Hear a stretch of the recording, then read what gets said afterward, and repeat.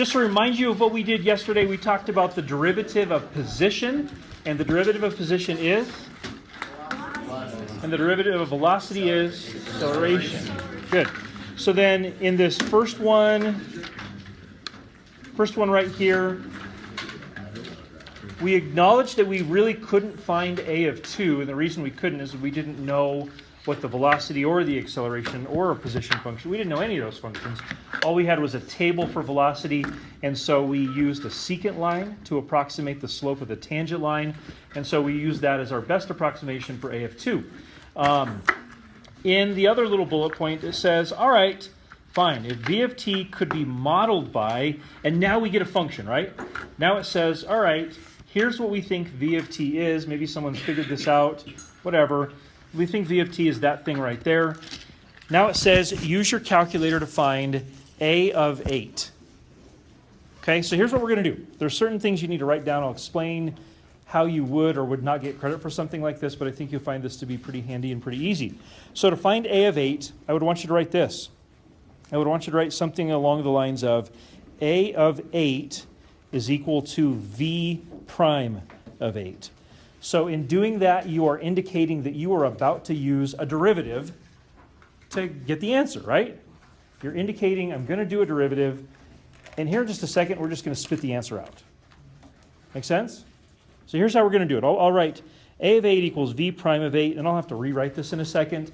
Now we're going to turn directly to the calculator, and I'll show you on the screen how this works. So check this out. You might need some help in remembering what the function is or something. I don't know. We'll see. Okay, so I'm going to... Oh my goodness, where did my calculator go? It's disappeared. Give me a second, please. It was up there a second ago. There it is.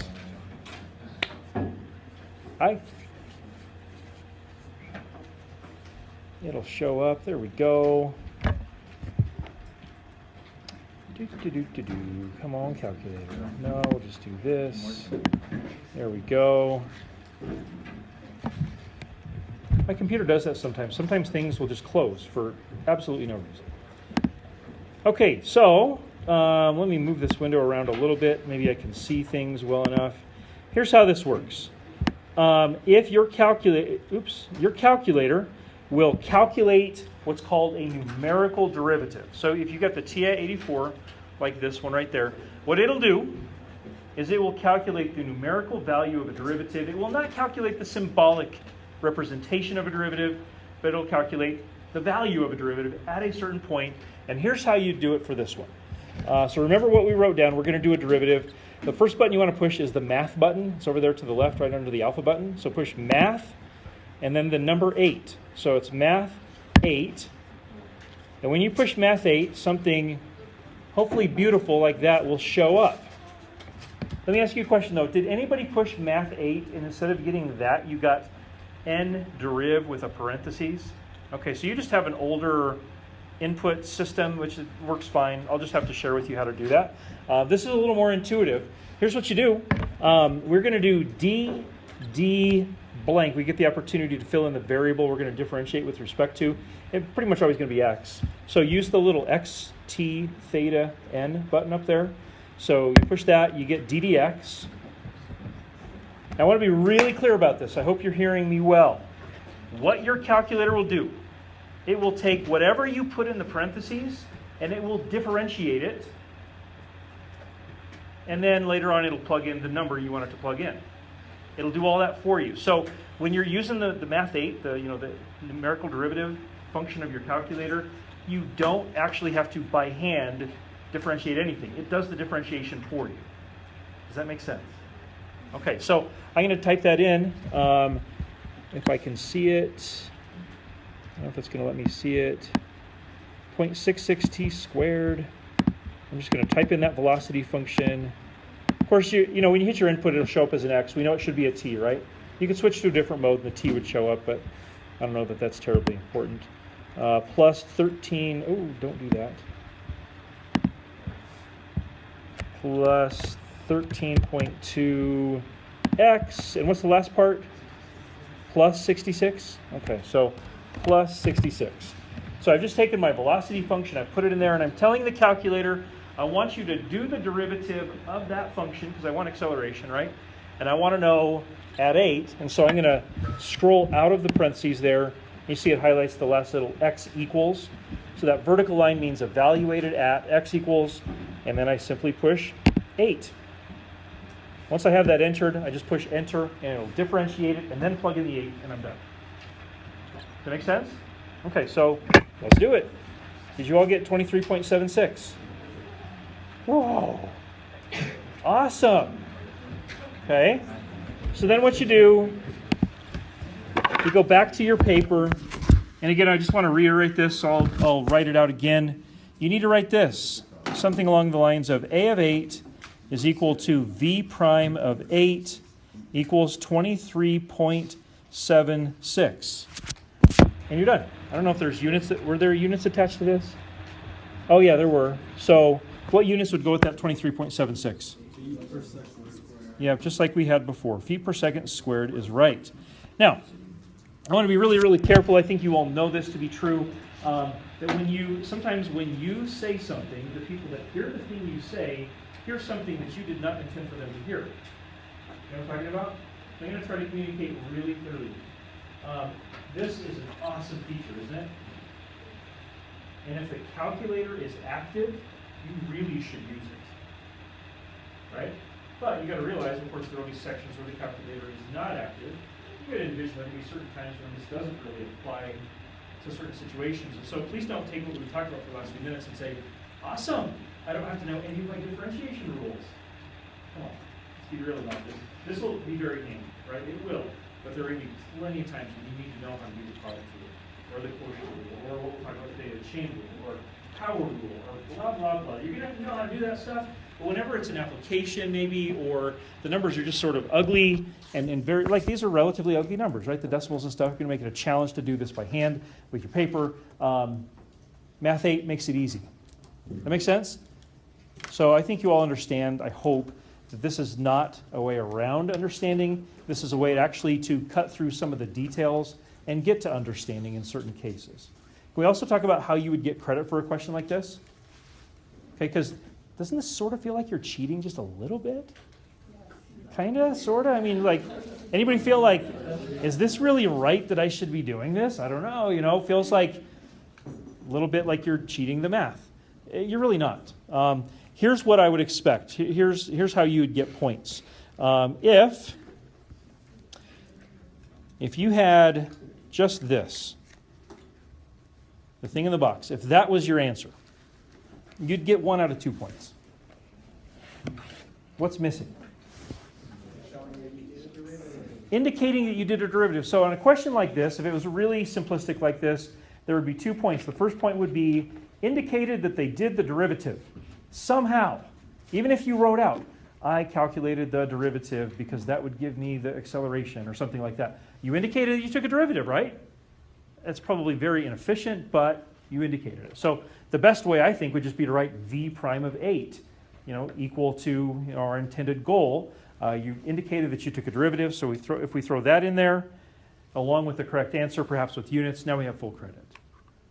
Okay, so it makes sense. You got to have both. You got to basically write down what you intend to do, acknowledging that the calculator did all the details for you, and then the answer. Okay, cool. So please, please, please, if you have the calculator active and you run into some situation like this, bless you, use it. Don't feel guilty. I'm telling you, use it. I'll put it like this. Like when I think about timing on a quiz, like obviously we have a quiz tomorrow, right? We have a quiz tomorrow, 1.5 to 2.3, and I think to myself, all right, how long is it going to take my students to take this quiz? I don't think to myself, well, if they took like the longest, most complicated route to get to the answer, here's how long it would take. I don't think that way. I think if they are efficient and they used Math 8 where appropriate, it should take them this long, whatever. And so please be efficient. You can really get yourself in a bind if you're like, whoa, I know I could use Math 8, but I choose not to, or you forget, or whatever. Now something that should have taken you, what, 35 seconds? 25 seconds? Less than a minute, right? Could take you 5 minutes. And now you're 4 minutes behind where you should be. Not good, right? So you want to use Math 8 where it's useful and applicable and all that stuff. Okay, so please do. Any questions at all from anybody about use of that. Got to have your calculator with you in order to use it. So bring your calculator to your quiz tomorrow. That would be the first step. We all good? And you guys are all clear about two things, I hope. Number one, tomorrow there will be a calculator active section on the quiz. And number two, your phone is not your calculator, right? Yeah. Phone is not your calculator. So please don't show up tomorrow and say, I don't have my calculator, I got a phone though. Phones have cool apps, right? They have some cool calculator apps, but for obvious reasons, I hope you understand that not going to work. So, anyway. Okay, if there are no questions, let's move on. There, I believe, was, there's all the extra practice stuff. I would be doing that if I were you. There was not a video, right, for 2.4? But I think I've got something that's a little bit better live than via video. So let's check this out. First question, this goes back to pre-calc. What is a composite function? Just a description, doesn't have to be a perfect book definition. Your own, with your own words, like composite. What does that mean? You guys cover composite functions?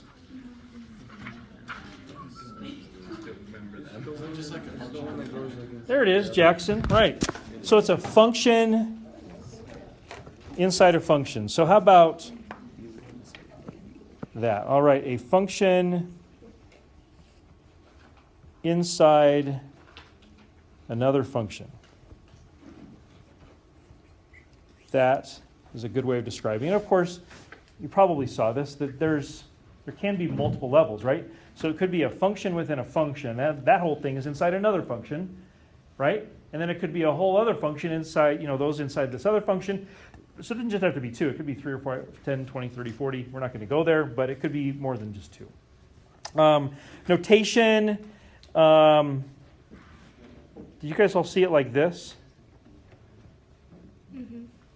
How do you read that? F of g of x. F of g of x. So in that case right there, I totally agree with you. I would use terminology of inside function and outside function. Does that make sense? If I wrote it like that, what would be the function that's on the inside? G of x, right? Isn't g of x the input for f? Yes. So that's why I would call g of x the inside function, making f the outside function. Think of it also like this. As far as determining inside function and outside function, if you were going to evaluate this, wouldn't you evaluate g before you evaluated f? Like if you were going to do f of g of 1, wouldn't you do g of 1, get an answer for that, and then do f of whatever that was? And so the inside function would be the one that's evaluated first. The outside function would be evaluated second or last. Good? Okay.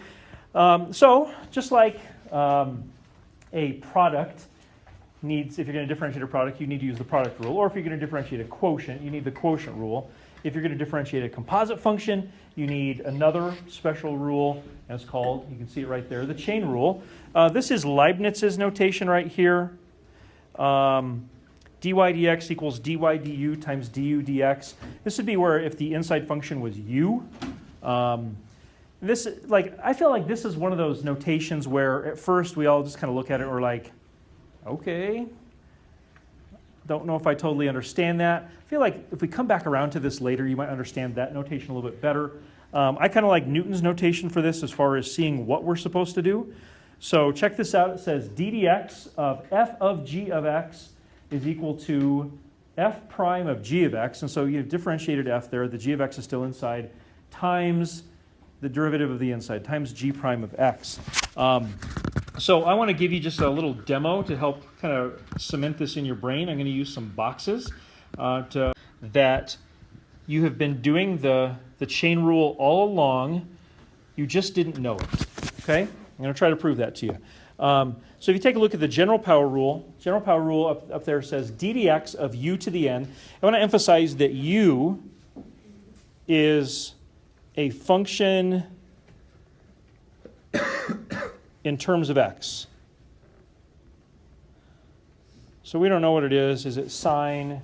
Is it tangent? Is it natural log? Who knows what it is? But it's some function in terms of x. So the general power rule would look like this. d dx of u to the n. The first part's going to look really familiar. It's going to be n times u to the n minus 1. Hopefully you're getting really good at that if you didn't come in here already good at that.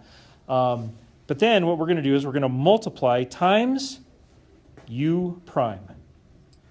Or you could also note it like this. You could say n times u to the n minus 1 times du dx. U prime and du dx being the same thing, just different notation. Would it be fair to say that maybe even before you set foot in this classroom, you guys would have been okay with these parts? The power rule? And so really it's only the little parts in the end. Those are the new things, right? So do you see how that's the chain rule? Wouldn't it be fair to say that u prime is the derivative of the inside? U being a function inside the to the n overall composite. So all I'm really doing is I'm multiplying by the derivative of the inside. What I'd like to do is prove to you that you've been doing this the whole time, you just didn't know it. Now check this out. I'll do this. Yeah, I'll just erase this last part and do it over here. So you learned this back in pre-calc. What if we had d dx of x to the 7th? Really basic example, right? So you might look at that and say, well, that's no fair. That's x to the 7th. That's not a composite. And I would say you could kind of think of it as a composite. What's the input? X, right? So wouldn't it be fair to say that you could think of x as the inside function? What's the outside function then? Something to the 7th, right? Okay, so in pre-calc, you learned this. You said, you know what? Power rule tells me to bring the exponent down, and then I subtract 1 from the exponent. Now let's go back and think. If the inside is x, what's the derivative of the inside? So did that really change anything? It didn't, right? So technically, you've been doing the chain rule all along. Whenever you did a power rule, you technically were going times 1 on the end. It's just that if they had presented it like that, it would have made no sense, and you'd have been like, why do I have to put that? And the answer is you don't. But I just wanted to point out that you haven't been treating it like a composite, even though it could be treated like a composite. Been doing it the whole time. A little review here. This might be actually really handy and great timing for your quiz tomorrow, because you got to know these, right? You got to know these. And so let's check it out. We're going to treat these as if they were composites. In other words, not just sine of x, but sine of u, where u is some function in terms of x. So derivative of sine is cosine. But for here, if we're going to treat u as some other function, it would be cosine of u, and then we'd multiply by the chain rule factor of u prime. So cosine of u times u prime. You guys remember the derivative of cosine? All right, so it'd be using the chain rule here, assuming it's composite, it would be negative sine of u times u prime. So notice these rules are all the same as what we've learned before. It's just now we're acknowledging that you might have to multiply by the derivative of the inside, because the inside might be more than just an x. It could be a composite. Okay, the other 4, maybe we don't remember as well. Maybe we do. Who knows? Derivative of tangent is secant squared. You need to know that for tomorrow. So it'd be secant squared of u times u prime. How about the derivative of cotangent? It's negative cosecant. Yeah, so negative cosecant squared u, and we'd multiply by the derivative of the inside. And the last 2, secant of u. What's the derivative of that? Secant tangent. Good. So secant of u times tangent of u. And don't forget to multiply by the chain rule factor of u prime, acknowledging that the inside might be more than just an x, right? If the inside is an x, u prime would in every case be just 1. If it's more than x or different than x, then it would be something else. And finally, the derivative of cosecant. Good. So again, just a reminder, if you don't have those memorized, get them memorized or derived or somehow imprinted upon your brain, not written on the inside cover of your calculator or put in the program section of your calculator or something incredibly lame and cheaterish like that. You should be ashamed if you even thought of that. I'm ashamed that I did think of those things when I was your age. I don't do that anymore, though. Okay, so rules solid, I hope, or more solid than they were 2 minutes ago. Chain rule is kind of on the horizon right now. Any questions before we move on to that? We're done at 12, correct? Okay, cool. All right, well, let's do this. Let's do some chain rule practice. See where we end up. Where are we going to end up? 1, 2, 3. Okay, this is good. I think we'll be in really good shape. All right, so take a look, please, at number 1. Instructions are really simple. Differentiate, find y prime, find dy dx. Those could also be instructions here, right? So let's look at this. I don't know how obvious this will be for you. This is a composite function, y equals sine squared of x. Can anybody identify the inside function in this case? Say again? So, okay, sure. X is the most inside, but I think that x will always be the most inside. I would say that that's kind of trivial. Besides x, what else could you say is the inside? So I would say sine is the inside. Sine of x. Let me rewrite this. I think sometimes this is really useful. Sine squared of x is really sine of x inside parentheses squared. Like that's the meaning of that notation. And so when you rewrite it like this, doesn't the inside and the outside get a little more clear? Yeah? Okay, so would it be fair to say then that the inside function is sine and the outside function is like something squared? Okay.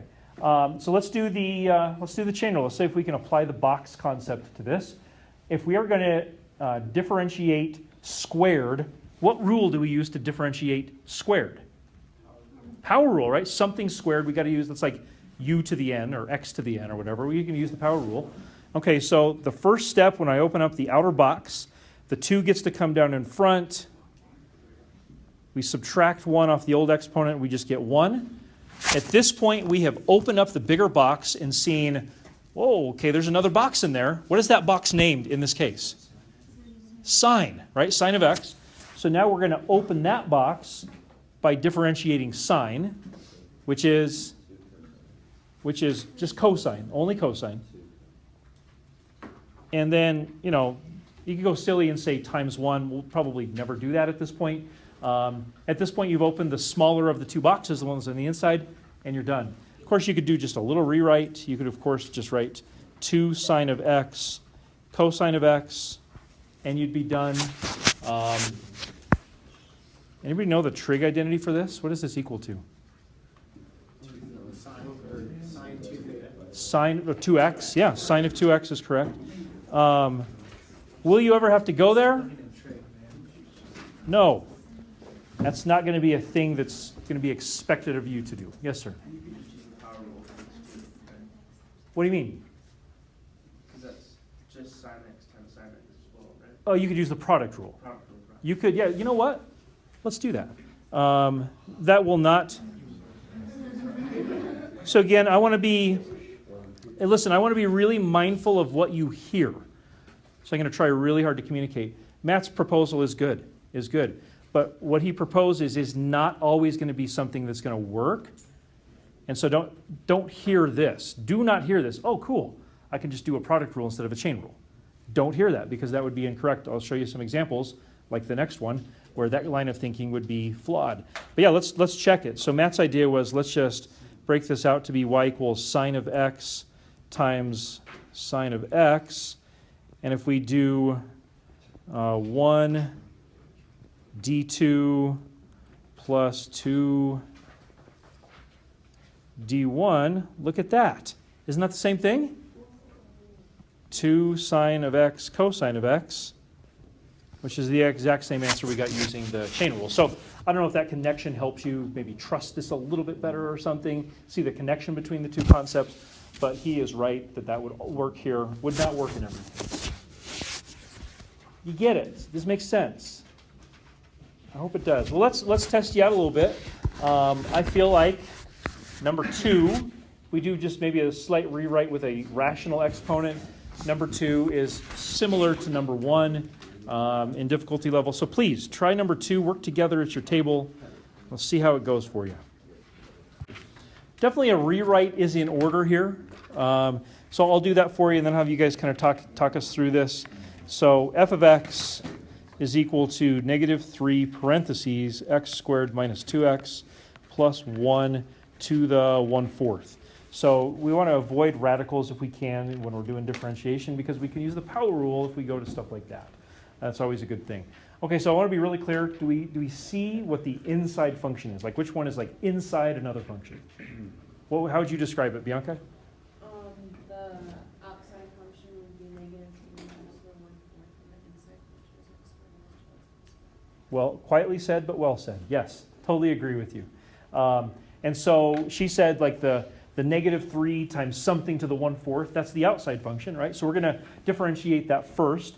And to differentiate that, we're going to use the power rule, right? Okay, so if we do that, Johnny, what would you get if you did do kind of that first power rule step? You get negative 3/4 parentheses x squared minus 2x plus 1, like all over parentheses is negative 3/4. To the negative 3/4. Okay, so at this point, you did over? Is that what you said? Or did you make it negative 3/4? I didn't I put parentheses We're good. on the whole entire thing. You're good. Okay, I just want to make sure I copied it down right. Because I think you're correct so far, for sure. So what we've done so far is we've differentiated the outside function, but now we need to open the little box that we found on the inside, and that's that inside function right there. So if I do that, Riley, what do I get when I multiply by the derivative of the inside? 2x minus 2. 2x minus 2 is correct. And now we've gone to the smallest box, and we've opened it, so we're done. Technically, if you wanted to multiply by 1, I suppose, that's fine, but we're never going to do that. You with me? Okay, can I point one thing out that I think is important? As I walked around, there's a couple of folks that were kind of just working their way through this. Thing I'd like to point out is this. What's that all about over there on the left?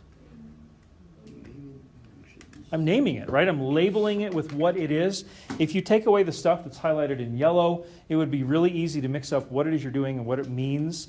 And especially if you're trying to communicate to me, I'm using this for this, or I'm using this for that, or whatever it happens to be. If you don't have it labeled, it's kind of hard to know the significance of it. So please put f prime of whatever, or f of whatever, g prime, whatever it happens to be, like the next one. And always label. No floaties. Label. Okay, if you haven't already looked at number 3, please do. Did anybody see this as like, how is this composite? Right? It doesn't look that composite right now, does it? Kind of, sort of does, but it's not very clear. Did you do any algebra to make it look a little more composite? What'd you do, Caitlin? We put the function to the negative first power. Yeah, do a little flip up. Yeah, so you'd say g of t is equal to t squared plus 3t minus 1 to the negative 1. So let's hop off right there. If you haven't already tried this, I'll give you a couple minutes to work through this. I hope that the inside and the outside are a little more clear when we rewrite like that. Give it a shot. We'll check it in a minute. 4, could you do 2? So with this one right here, we want to identify the inside and the outside. I think it's a little more clear with this notation. And so, let's hear what you think. Eliza, what do you think is the inside function?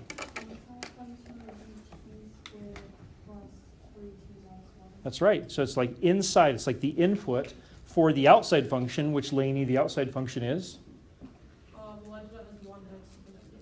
Yeah, like something to the negative 1 is the way, something being like some other function, that's the other function right there. That's right. Okay, so now we're going to try to differentiate this with the inside and the outside, like Eliza and Lainey outlined for us. So Hannah, what would that first step look like as we open up the outer box or the bigger box? G prime of t starting off would be?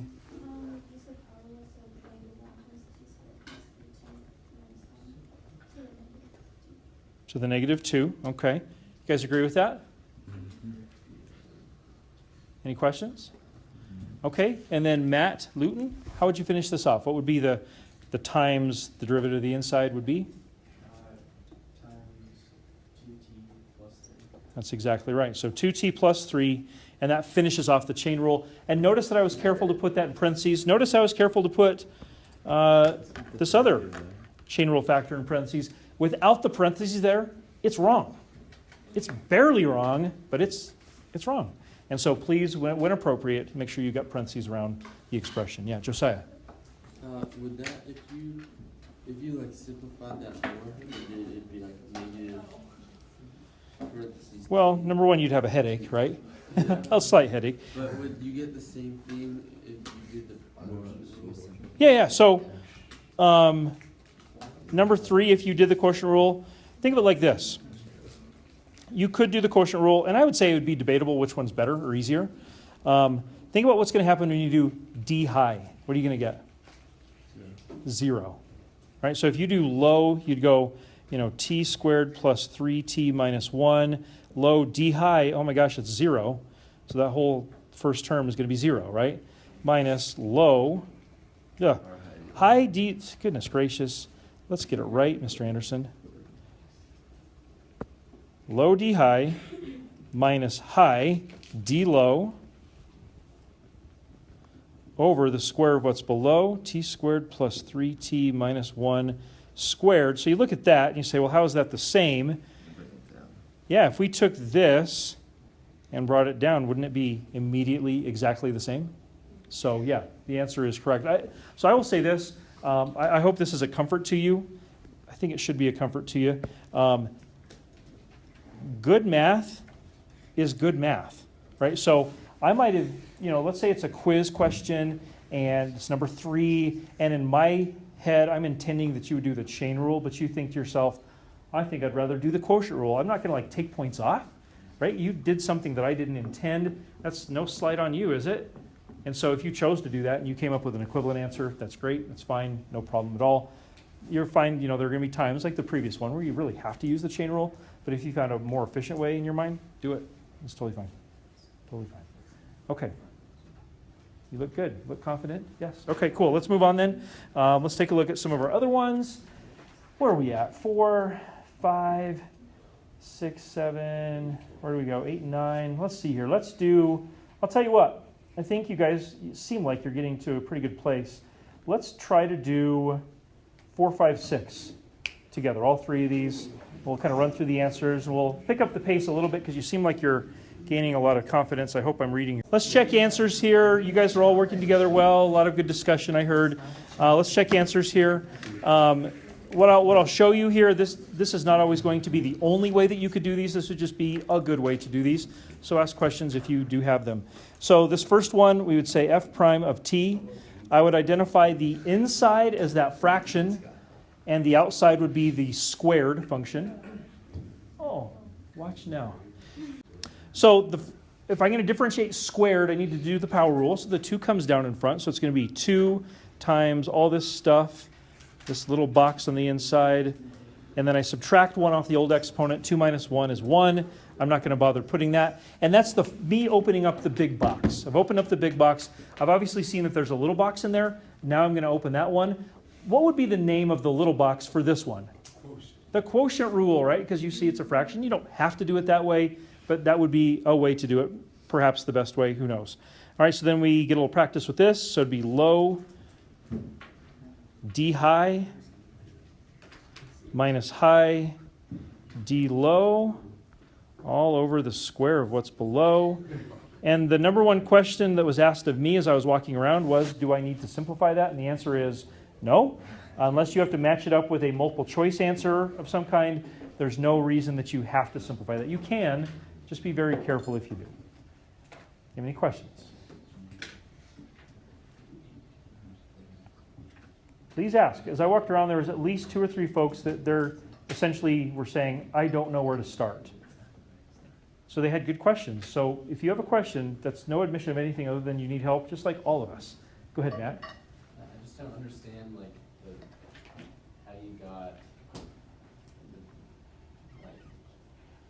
the second part of it.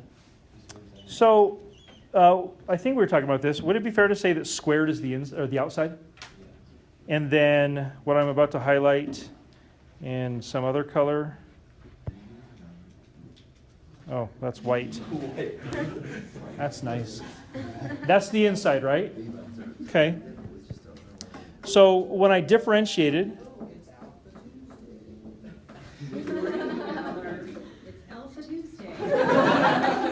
well done. Just ignore it. You know what it is. So Matt, so you see where the 2 came from? The 2 came down in front. We leave the inside alone. And then now it's to the first, right? Then we need to multiply by the derivative of that inside. So you said, I don't know where all this came from. Am I right? that came from the derivative of this. So this could be a chain rule issue, Matt. Or I mean, not a chain rule, a quotient rule issue. Do you know what the quotient rule is? That's the issue, right? So to do the derivative of a quotient, so you need to go back and watch the videos, my friend. You didn't watch them well enough if you don't know what the quotient rule is. Right, yeah. But all saying aside, I am being somewhat serious. Low D high minus high D low with the square of what's below. It's the quotient rule. You just got to know it. They were all here and they learned it, so that's why they're all okay with it. You need to go back and rewatch some videos. Okay, number 5, a little simpler on the back end for sure. Wouldn't it be fair to say number 5, the inside is pi x and the outside is sine? So as you differentiate this, you differentiate the outside first. Derivative of sine is cosine. So cosine of pi x, and then you'd multiply by the derivative of the inside. What's the derivative of pi x? Pi. Sometimes people will forget that pi is just a constant. So just like the derivative of 10x is 10, and the derivative of 8x is 8, the derivative of pi x is pi, because pi is just a constant multiple like the 10 or the 8. And then lastly, number 6 was highly symbolic, wasn't it? A little bit of like actual, mathy kind of stuff to do, but kind of symbolic. Zach, I'm kind of wondering what you did with number 6. Said the first function was secant squared, or f prime of x equals secant squared of g of x Okay, please don't pack up yet. times g prime of x. That's really well done. Do you see how he just did the chain rule on just the first term, right? He's not done yet, but that's really well done. Okay, keep going, Zach. Plus g prime of cotangent of x times negative cosecant squared x. That was really well done. That is perfect. The rest of you guys fall in line with Zach's answer there. If you did a great job. That was well done. Woohoo! That's worth celebrating. Okay, let's celebrate by leaving 1 minute and 15 seconds early. Maybe I'll see you all in a few minutes.